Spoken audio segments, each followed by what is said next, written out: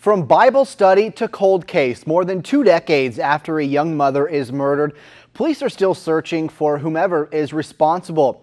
In the first part of our 2-part series, GTN's Alicia Tarancon takes us back 23 years ago when the shocking discovery of a body was found and how detectives need help in closing this cold case.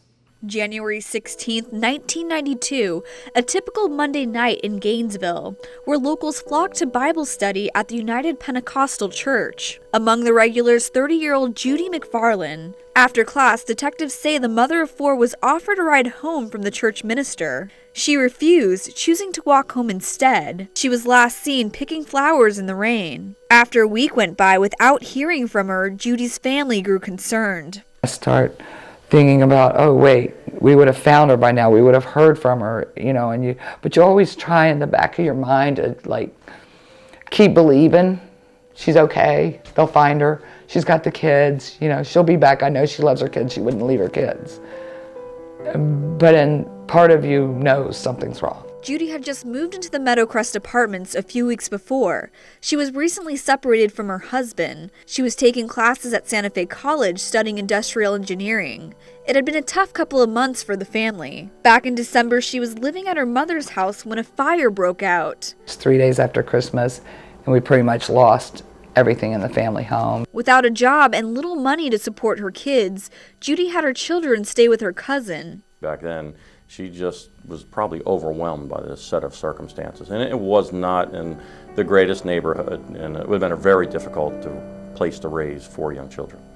Once Judy vanished, detectives searched for her near her home. Judy's family and members of her church searched around Gainesville. Almost 6 months passed and still no sign of Judy, until June 25th.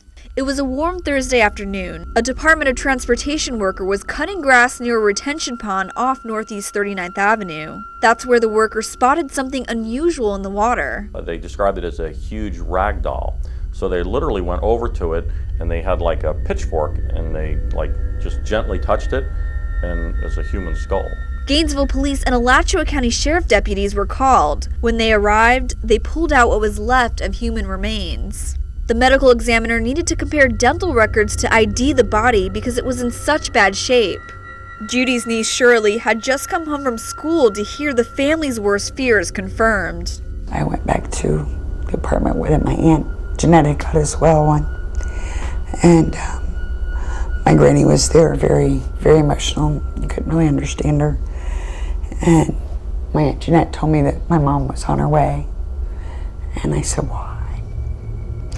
And she said, well, they found Aunt Judy. And my granny just cried harder, Judy MacFarlane's body was so badly decomposed they couldn't determine the cause of death. So they couldn't say she was murdered by strangulation or gunshot wound. We had a lot of trouble even recovering all the bones, some of which had been scattered back then. So without a direct cause of death, they couldn't call it a homicide. But detectives still found Judy's death mysterious. How did her body wind up in a retention pond, a pond surrounded by an 8-foot-tall locked fence protected by barbed wire?